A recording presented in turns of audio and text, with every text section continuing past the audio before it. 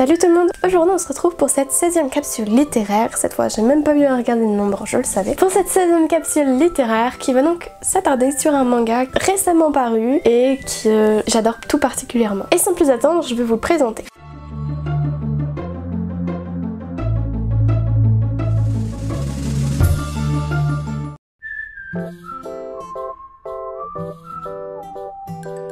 Il s'agit donc des carnets de l'apothicaire de Itsuki Nanao. Dans cette histoire, on va suivre le personnage de Mao Mao, donc c'est une jeune fille, elle a 17 ans, donc elle a vécu pendant un temps dans les quartiers du plaisir, où elle a été formée par un apothicaire, donc elle a notamment une très grande connaissance dans tout ce qui est herbes médicinales, remèdes, poisons, et un beau jour elle se fait enlever pour être amenée dans le palais impérial. Tout ça dans le but de devenir donc une servante de ce palais. Rapidement, Mao Mao va devoir se confronter à l'évidence suivante, c'est que le palais grouille de nombreuses intrigues, de complots divers, de secrets qui vont planer, qui vont l'entourer et qui vont vraiment peser sur son existence puisqu'à de nombreuses reprises sa vie va être en jeu. Et la seule solution pour elle est donc de résoudre les mystères qui se mettent en travers de son chemin si elle souhaite survivre, ce qui va également attirer sur elle l'attention d'un certain personnage, une personnalité plutôt connue au sein du palais impérial, qui va se dire que cette jeune Mao Mao est quand même prodigieusement intéressante du fait donc de sa connaissance médicinale, poison, etc. mais également de sa faculté à trouver donc les réponses aux nombreuses enquêtes qui vont se mettre en travers de sa route. Pour cette raison, le haut fonctionnaire qui répond au nom de Jinchi va lui permettre d'atteindre un stade supérieur à celui de servante puisqu'elle va devenir officiellement la goûteuse personnelle d'une des favorites de l'empereur afin donc de l'empêcher d'ingérer une substance qui pourrait nuire à sa santé, voire à sa vie. Personnellement, c'est un manga que j'adore parce que niveau graphique déjà on a vraiment des très belles planches avec des personnages qui sont dessinés avec beaucoup de finesse. Les planches sont plutôt aérées, c'est pas surchargé genre One Piece par exemple qui est vraiment très chargé au niveau des planches. Là c'est plutôt aéré, c'est plutôt agréable à lire, on passe un très bon moment. Le personnage principal féminin, donc Mao Mao, est vraiment un personnage intéressant qui est prometteuse dans le sens où elle n'est pas comme les autres filles, elle n'aspire pas vraiment à ce cadre dans lequel elle baigne. Elle, tout ce qui l'intéresse c'est les poisons, c'est tout ce qui touche donc aux herbes, à ce côté donc apothicaire, et donc également de trouver les solutions aux nombreux problèmes qui vont se poser dans l'entourage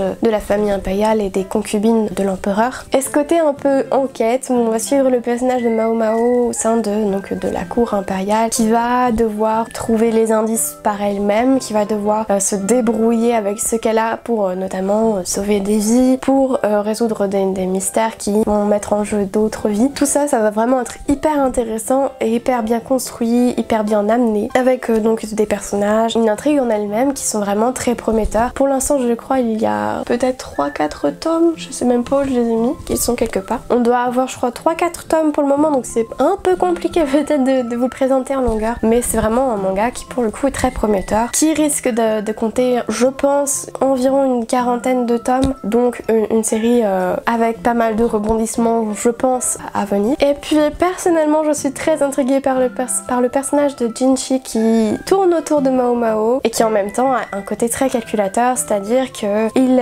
comprend ce qui se passe dans cette sphère impériale et en même temps il va essayer de mettre Mao Mao là où il faut, il va essayer de la placer dans les endroits stratégiques afin qu'elle puisse mener l'enquête, mais évidemment on se doute que Jinchi a peut-être des intérêts qui sont autres que la bonne santé de l'empereur ou de ses concubines. Et Mao Mao, comme je le disais, est un personnage qui est vraiment très intéressant, qui sort des clichés parce que peu importe ce qui se passe, elle est vraiment très intéressée par l'apprentissage donc des poisons, goûter les poisons c'est vraiment un truc qui apparemment qu'elle kiffe, et il y a beaucoup de scènes comme ça qui sont très comiques, qui vont apporter un peu de légèreté dans le tout et qui vont rendre vraiment ce manga inédit, singulier, qui vont le rendre agréable. Et je pense vraiment que c'est une lecture qui va plutôt bien passer pour les vacances parce que c'est un manga qui va parler d'enquête mais pas trop non plus, qui va parler de poison mais pas trop non plus, qui va proposer une intrigue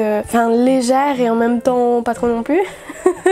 C'est vraiment très compliqué de vous le présenter ce manga mine de rien, mais personnellement c'est un manga qui me fait passer d'un très bon moment, qui me fait à la fois rire et à la fois demeurer sérieuse, et donc qui va allier divertissement et réflexion. Donc je pense vraiment que c'est une petite perle au niveau des mangas que vous devez lire à tout prix. J'aurais envie de dire à tout prix parce que c'est vraiment un très beau manga, mais que si mon résumé un peu brouillon vous intrigue, vous devriez lire. Et moi je vais stopper cette capsule littéraire sur ces mots parce que sinon je risque d'en parler trop longtemps comme beaucoup de romans ou de mangas que j'aime beaucoup. Évidemment n'hésitez pas à vous procurer ces mangas, donc que ce soit en bibliothèque ou en librairie indépendante. Moi j'espère que en tout cas la vidéo vous aura plu et si c'est le cas n'hésitez pas à laisser un like, un commentaire, à partager, histoire de me soutenir et que je bénéficie d'une meilleure visibilité sur YouTube. Et moi je vous dis à très bientôt pour de prochaines capsules. Salut!